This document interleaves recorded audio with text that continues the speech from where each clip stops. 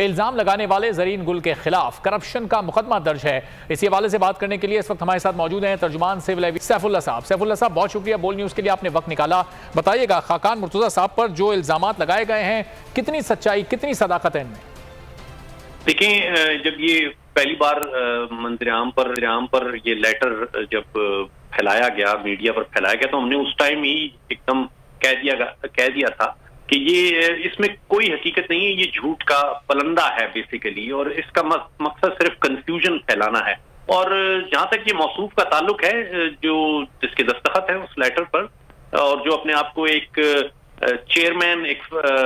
Officers association का जाहिर करता है, उस एसोसिएशन की भी कोई कानूनी हैसियत नहीं है। और ये बड़ा अफसोस के साथ कहना पड़ता है कि एक ऐसा लेटर जिसका कोई सबूत किसी ने नहीं मांगा और उसको इस तरह मीडिया पर फैला दिया गया। ज़रीन गुल जो है वो खुद जमानत पर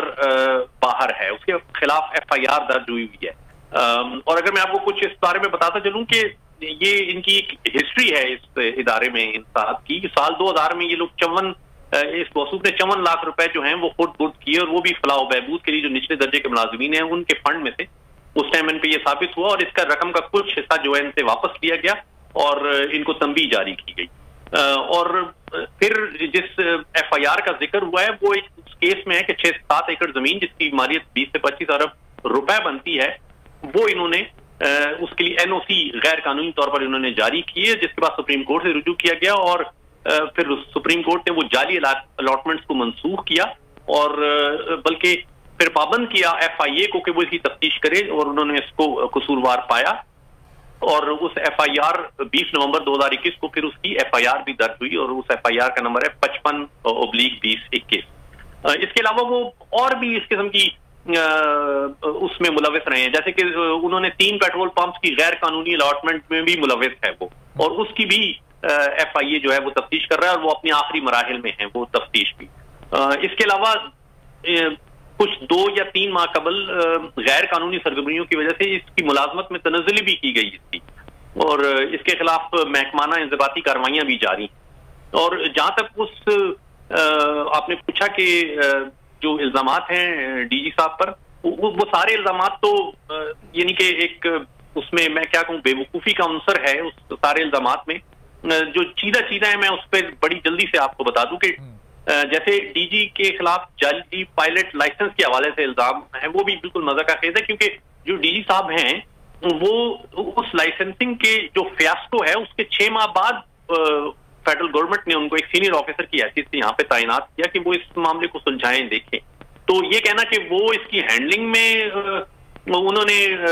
गफलत बरती, ये बिल्कुल समझ से बाला तर है। इसके अलावा फिर उन्होंने 400 अरब रुपए के नुकसानात का इल्जाम लगाया है वाल्टन एयरपोर्ट की जमीन के हवाले से, जिसमें कोई सदाकत नहीं है। ये जमीन तो वफाकी हुकूमत की मंजूरी से पंजाब हुकूमत को एक प्रोजेक्ट के लिए दी गई, जिसमें CA के 52% शेयर हैं उस प्रोजेक्ट में, और इससे तो CA का फायदा है सिविल एविएशन का, उसमें अरबों रुपए की आमदन होगी। इसके अलावा 1300 अरब रुपए का उन्होंने कहा है कि जी बेनजीर इंटरनेशनल एयरपोर्ट के हवाले से इल्जाम है 1300 अरब रुपए का कि वो भी हम नहीं ले सके, और जबकि हकीकत ये है कि उस जगह के लिए CAA और पाकिस्तान एयरफोर्स जो है वो दोनों ही दावेदार है, और इस सिलसिले में एक कमेटी बनी हुई है जिसके जो सरबराह हैं वो सेक्रेटरी डिफेंस है, और वो इस मामले को देख रहे हैं। इसके अलावा उन्होंने कहा है कि PIA से 300 बिलियन रुपए जो है वो मौजूदा जो DG साहब हैं वो नहीं उनसे रिकवर करा सके PIA से। इसमें भी कोई हकीकत नहीं है, जो असल रकम है वो इससे कहीं कम है, और जो हमारा रिकवरी का प्रोसेस था वो एक फेडरल जो वफाकी कैबिनेट है उसके एक हुक्म के बाद उसको वसूली को मौखर किया गया, और वफाकी हुकूमत जो है वो इससे बखूबी वाकिफ है। एक और इल्जाम ये है कि ASF जो है उस फाउंडेशन CA की जमीन पर गैर कानूनी कारोबारी सरगर्मियां जारी रखे हुए है। ये मामला भी किसी से छुपा हुआ नहीं है, और इसको ऐसे बयान किया गया कि जैसे कोई मिली भगत से कुछ हो रहा है, जबकि एविएशन डिवीजन जो है वो इस मामले को पहले ही देख रहेगा। एक और इल्जाम ये कि इस्लामाबाद इंटरनेशनल एयरपोर्ट की जमीन औने पौने दामों बेची गई, जबकि ऐसा कुछ नहीं है। ये हकीकत से बिल्कुल आरी बातें हैं। ये हकीकत ये है कि जमीन एक वफाकी इदारे ने जो कि सिविल एविएशन है वो दूसरे इदारे को जो कि FBR है उसको तमाम कानूनी तकाजे पूरे करने के बाद CA बोर्ड की मंजूरी के बाद उस FBR को दी गई। मैं यहाँ तर्जुमान की हैसियत से एक बात बिल्कुल वाजे कर देना चाहता हूं कि सिविल एविएशन में जो मौजूदा लीडरशिप है वो करप्शन के हवाले से उनकी जीरो टॉलरेंस है, और इस जो भी रत्ती बराबर भी करप्शन करेगा वो बचेगा नहीं, ये मैं आपको वसूख के साथ कह सकता हूं। ठीक है, बहुत